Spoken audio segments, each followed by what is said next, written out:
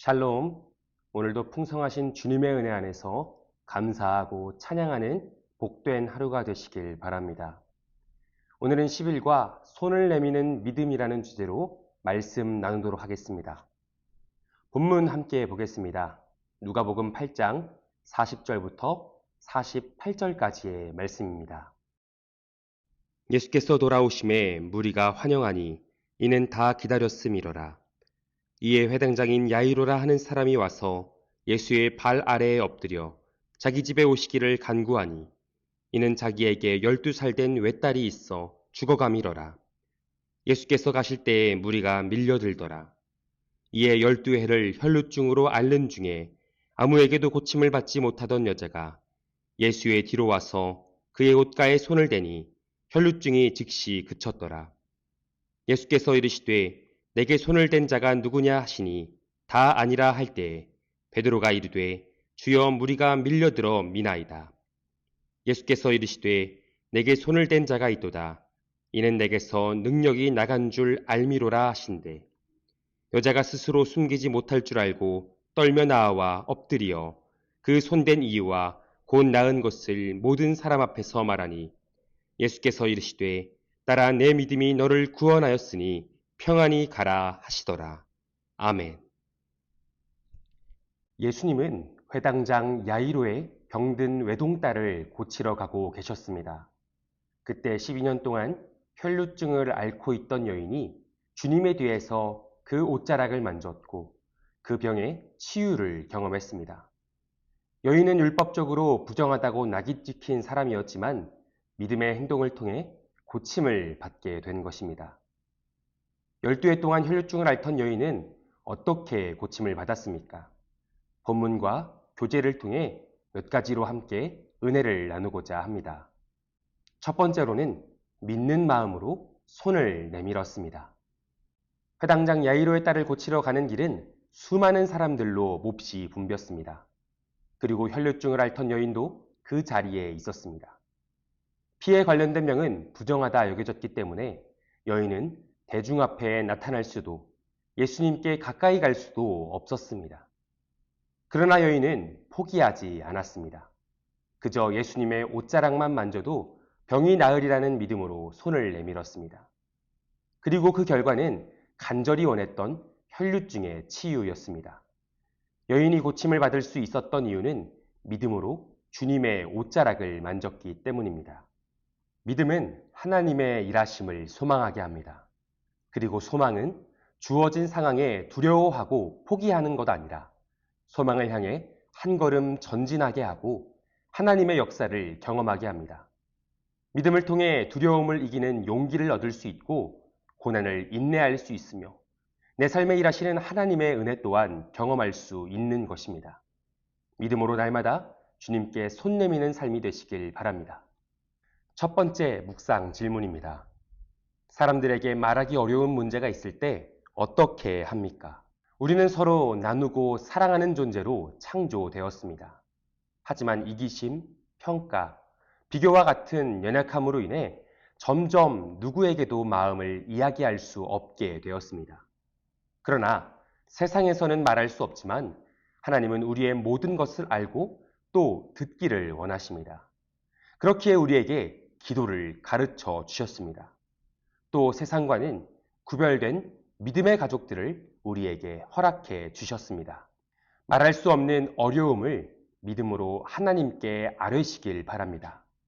그리고 믿음의 가족인 속해 식구들과 기도의 제목을 나누고 서로 중보할 수 있으시길 바랍니다.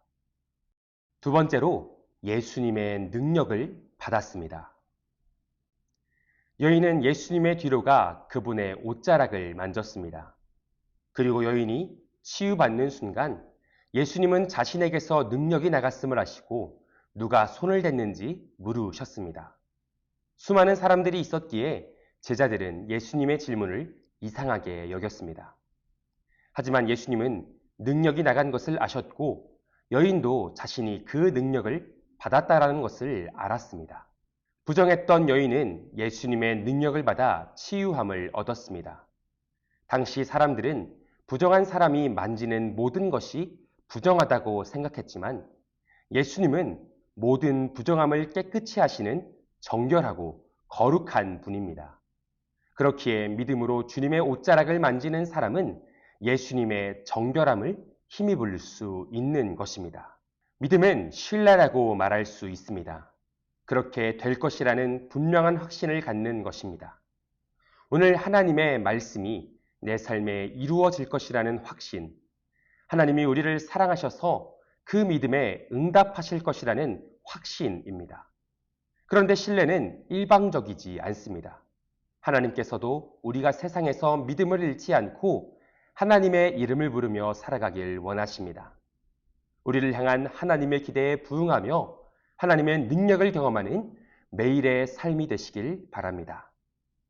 두 번째 묵상 질문입니다. 주님의 능력을 경험하는 일에는 무엇이 있습니까? 믿음으로 살아가는 우리는 모두 하나님의 능력을 경험합니다. 눈물 흘릴 때 위로하셨고, 어려울 때 인내하게 하셨고, 고난을 감사로 찬송으로 바꾸어 주셨습니다. 기억해보면 모든 순간이 하나님의 은혜였음을 발견하게 됩니다. 기도의 제목을 나누며 하나님이 주셨던 은혜들을 기억해 보시기 바랍니다. 그리고 오늘 우리의 기도의 제목에도 역사하실 하나님을 소망하며 함께 믿음을 고백하시기 바랍니다. 세 번째, 두려움을 극복했습니다. 예수님이 누가 자신에게 손을 댔는지 물으셨을 때 여인은 두려움에 떨고 있었습니다. 자신의 행동과 결과를 모두 알고 계셨기 때문입니다.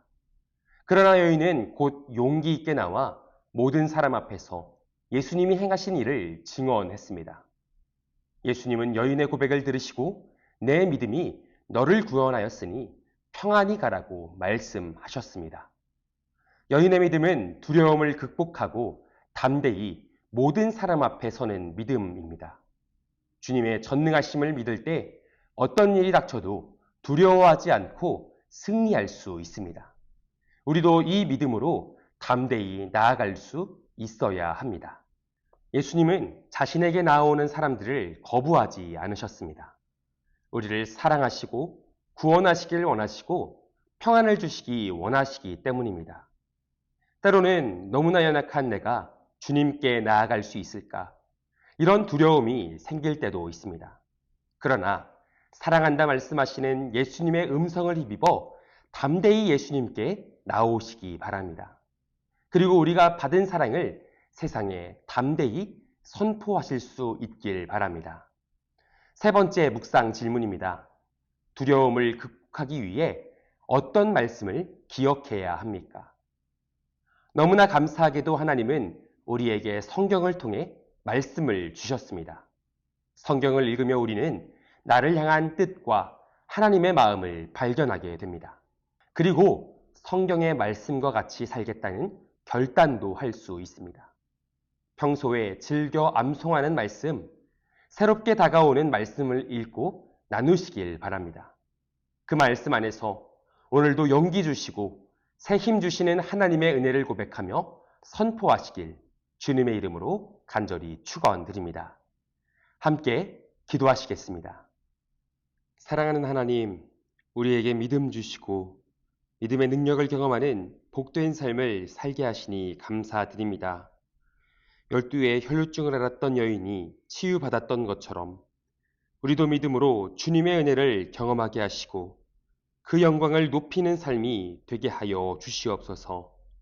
속회의 나눔을 통해 더욱 풍성한 사랑과 은혜를 누리고 감사를, 주님과 교제하는 기쁨을 누리게 하여 주시옵소서.